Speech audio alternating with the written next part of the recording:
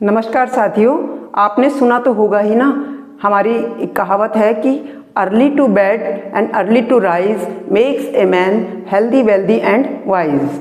और हमारे हिंदी में भी महापुरुषों ने कहा है कि उठ जाग मुसाफिर भोर भई, अब रैन कहाँ जो सोवत है।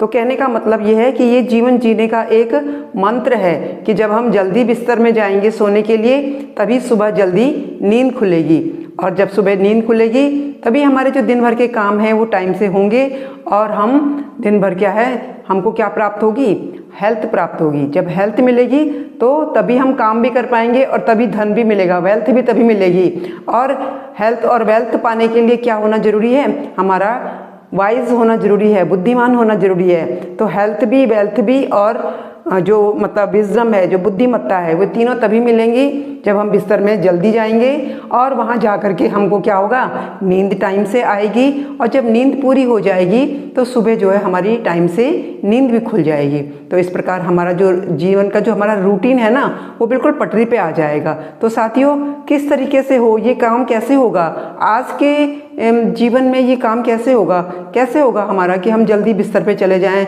और सुबह जल्दी भी उठ जाएं। आजकल तो लोग, आपको पता है कितनी देर देर में उठते हैं, सूर्य देवता कहाँ पहुँच जाते हैं और तब तक सोए रहते हैं, उठते ही नहीं हैं। क्यों नहीं उठते हैं? क्योंकि रात को टाइम से सोते ही नहीं हैं, रात का खाना बहुत देर में खाते हैं, उसके बाद 2-2 घंटे तक मोबाइल पे रहते हैं, तो कहाँ से नींद आएगी।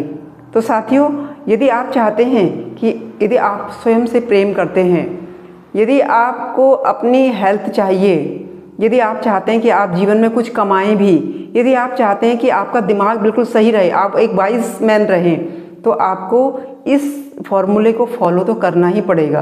क्योंकि साथियों, नींद बहुत ज़रूरी है। यदि हमारी नींद पूरी नहीं होती है तो हमारा सारा दिन बेकार जाता है। और जो हमारी नींद होती है ना, किसी की 6 घंटे किसी को पर्याप्त होती है, किसी को 7 घंटे की नींद पर्याप्त होती है, और किसी को जो है 8 घंटे की नींद जो है वो उसकी रिक्वायरमेंट होती है।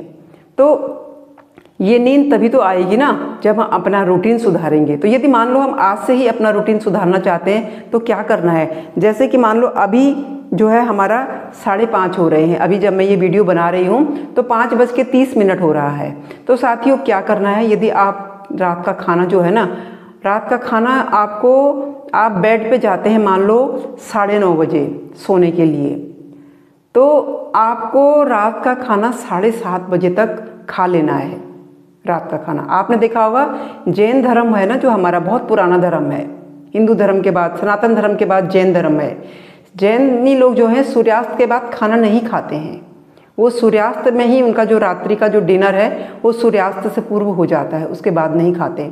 और साथियों, हम किसको फॉलो कर रहे हैं? विदेशी तो हमें फॉलो कर रहे हैं, तो हम किससे फॉलो कर रहे हैं? हम क्यों अपना जीवन बर्बाद कर रहे हैं? ये ज़िंदगी हमें बड़ी मुश्किल से मिली है, मनुष्य की योनि, तो हम इसे क्यों इस तरीके से बर्बाद कर रहे हैं? तो साथियों, क्या करना है, बेड पे जाने से अगर आप 9:30 बजे सोते हैं या 9 बजे सोते हैं तो 7 और 7:30 के बीच में आपने 2 घंटा पहले खाना रात का खा लेना है। पहले दिन लाइट मतलब हल्का भोजन करेंगे, वैसे भी रात का भोजन तो हल्का ही होना चाहिए। हमारा नाश्ता और हमारा दिन का जो लंच है वो हैवी होना चाहिए। हैवी से मेरा मतलब खूब तला भुना नहीं, हैवी से मेरा मतलब है उसमें सारे जितने भी जो भोजन के पोषक तत्व हैं वो होने चाहिए।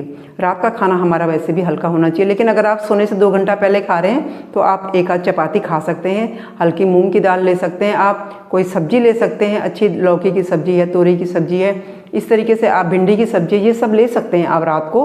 और खाना खाने के बाद जो है आप पानी आपको 1 घंटे बाद पीना है, और रात को आप ग्रीन टी भी पी सकते हैं। ग्रीन टी क्या होती है, हमको भीतर से डिटॉक्स करती है। और रात को सोने से पहले जब आप बिस्तर पर जाएंगे तो मोबाइल का प्रयोग नहीं करना है, क्योंकि मोबाइल ही वो एक ऐसी जड़ है जो कि हमको रात में टाइम से सोने नहीं देती है। तो रात को मोबाइल का प्रयोग नहीं करना साथियों। एक समय निर्धारित कर लीजिए, खाना खाने के, रात का खाना खाने के बाद देख लीजिए आप 1 घंटे तक, लेकिन बेड पे जाके मत कीजिए आप मोबाइल का प्रयोग।